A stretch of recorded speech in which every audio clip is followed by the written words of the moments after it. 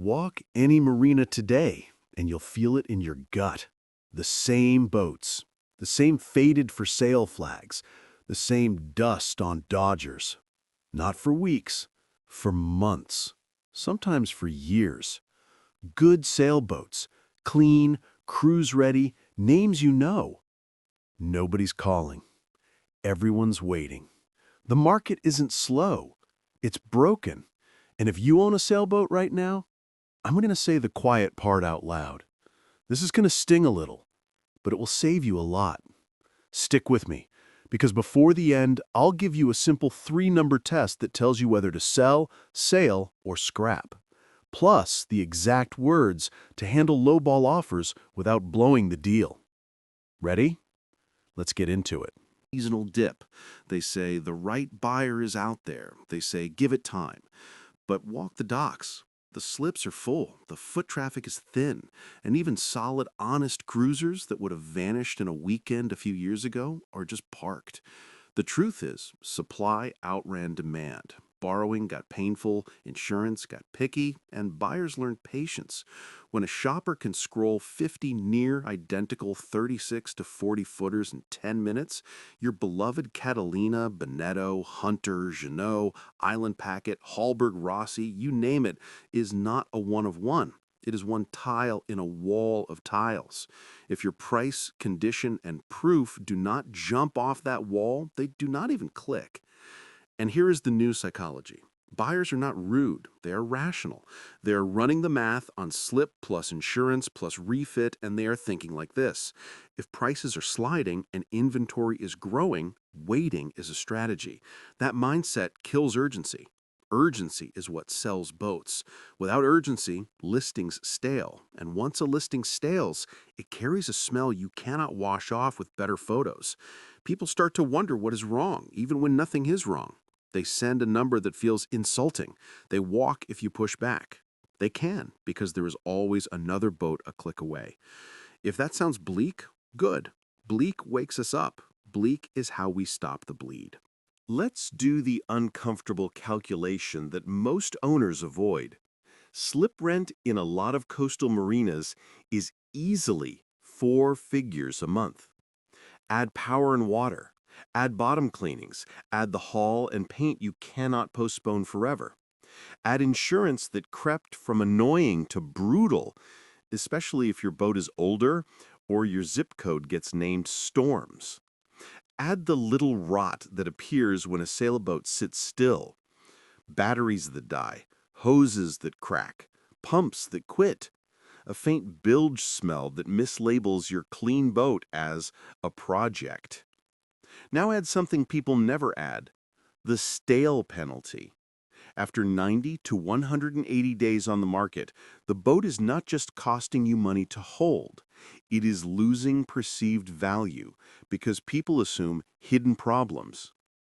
Even if you drop the price later, you are fighting stigma. That is the silent tax of waiting. Let's bring this home. Ask yourself one simple thing. If I knew right now that in 6 months I would take X to sell, why would I not list at X today and save 6 months of burn and 6 months of stigma? That feeling in your chest when you hear that number is the ego tax.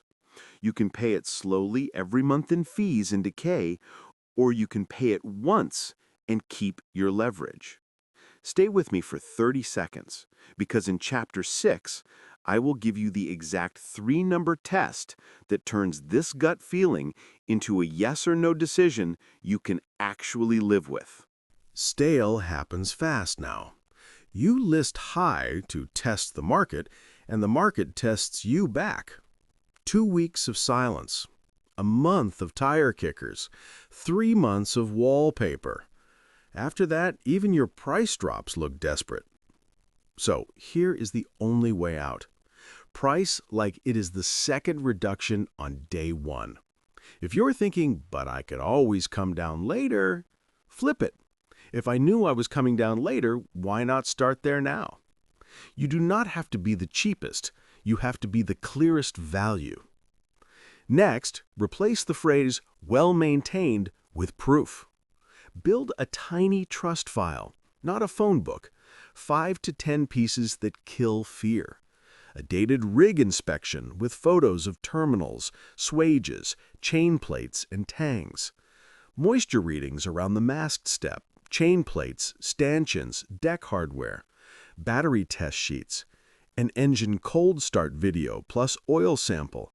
A list of sales with condition and last service date. If you replaced a fuel tank, show how you accessed it. If you added lithium, show the charger, the BMS, the wire sizing, the fusing. If you stayed with lead acid, show that it is healthy and properly charged. This is sailboat-specific trust. People are not scared of 1989. They are scared of unknowns. Then speak like a buyer. What would you want to see to lean in, not lean back? Honest flaws.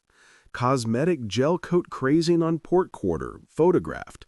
No moisture migration. Aft head macerator, replaced this season. Deck drains rerouted, odor resolved. Those sentences do not hurt you. They keep people from imagining worse. Finally, launch like a product, not a yard sale. Clear specs, straight talk, a clean narrative that says this boat is either turnkey or priced like a project on purpose. You are not selling a fantasy. You are selling confidence. Quick open loop before we move on.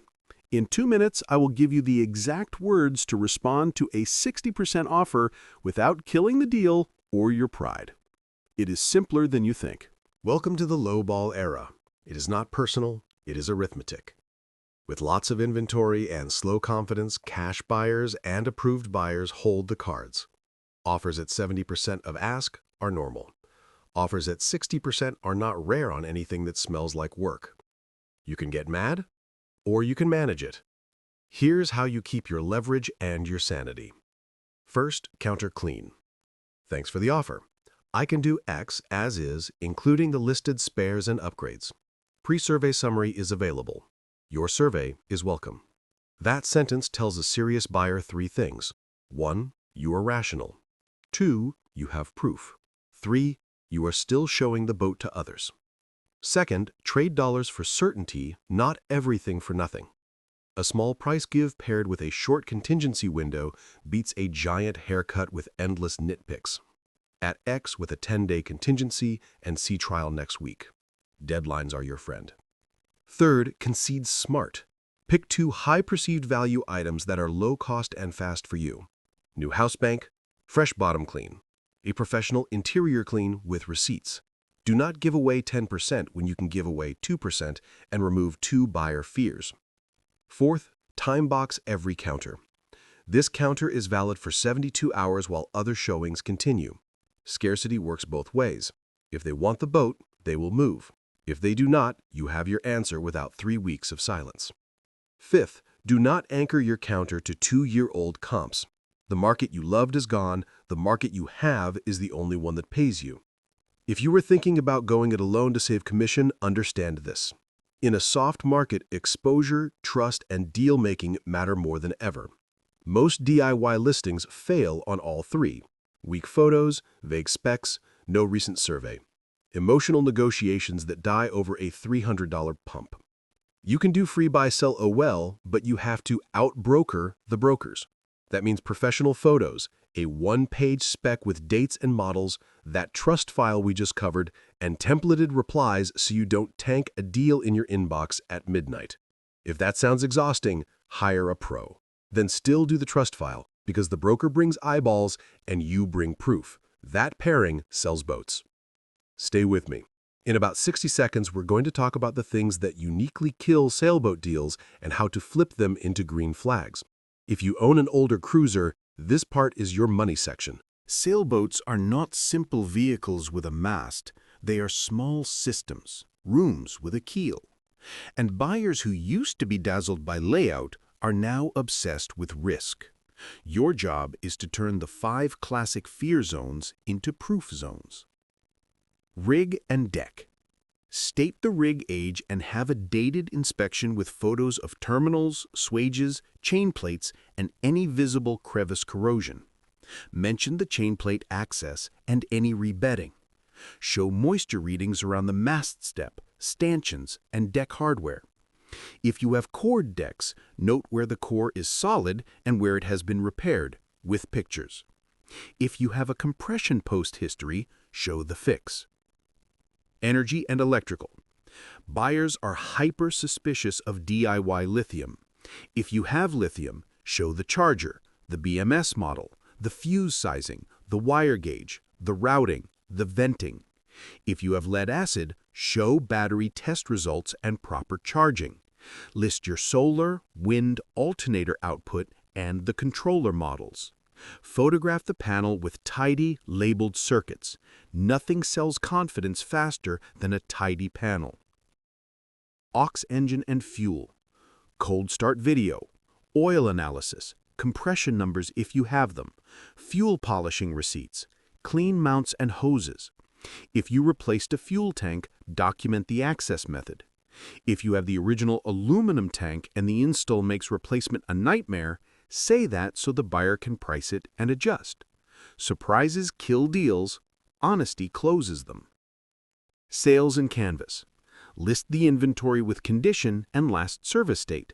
Include the UV strip dates. People buy days used, not just years bought. If the Dodger is tired, say it. If the Bimini is new, say when and who did it. Plumbing and odors. Show a dry bilge. List the age of hoses and the sanitation loop. If you had odor and fixed it by rerouting deck drains or replacing hoses, brag about the fix. Smell is emotion. Emotion is price. Navigation and safety. List the autopilot model and performance. Note the raft service tag and the EP-ERB battery date. These small lines scream caretaker. If you are thinking this is a lot, you are right. But this is the tiebreaker now. In a buffet of similar boats, trust is the only seasoning that makes someone pick yours first. Quick reminder of what is coming next. The 3-number test that makes the sell or sail or scrap decision with math, not mood. Plus, a 30-day plan that gets a real outcome instead of another season of drift. Here is the moment of clarity. Grab 3 numbers. Number 1, your 12-month hold cost, slip plus insurance plus average monthly maintenance. Be honest. Include diver, bottom care, little repairs, the haul you keep pushing. Number 2, your stale penalty. That is the likely extra haircut you will take if you sit 6 more months and then sell. Be conservative. In a soft market, that number hurts more than you think. Number 3, your real walkaway price. Not your dream number, the true number you would sign if it hit your inbox today. The one that gives you relief, not resentment. Now the test. If number 1 plus number 2 is bigger than the difference between your ask and number 3, you already know the answer. Price now at number 3, build the trust file, and move it. You are not losing, you are stopping the bleed. If number 1 is low and you will actually sail the boat this season, sail it. Set a usage goal and hit it. A boat that moves stays healthier and pays you in sunsets. If structural issues, tanks, deck core, or rig plus engine costs exceed the entire market value, you know the third option. Part out what is worth money, stop paying to store a problem, and let it go. That is not failure. That is adult seamanship. Here is your 30-day plan. Day 1 to 3. Pick the price you would accept after 2 reductions and list there now. Write the listing like a buyer wrote it. Honest flaws plus proof of care. Upload the trust file. If you're FSBO, set templated replies. If you are with a broker, insist on the trust file being front and center. Day 4 to 10. Answer inquiries within hours, not days. Book showings with time windows. Keep the boat show ready.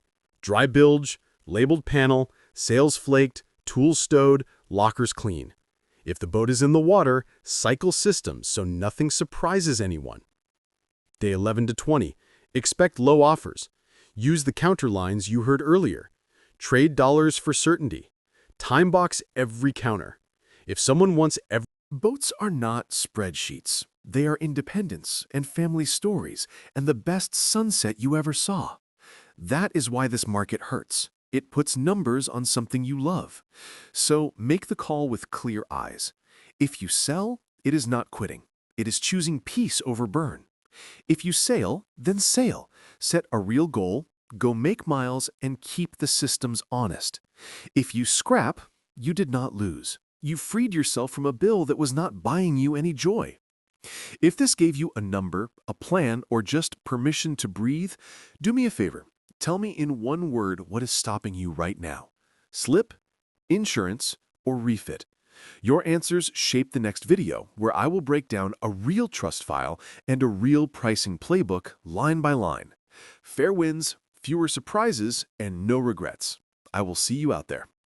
Don't forget to like and subscribe if you liked this video.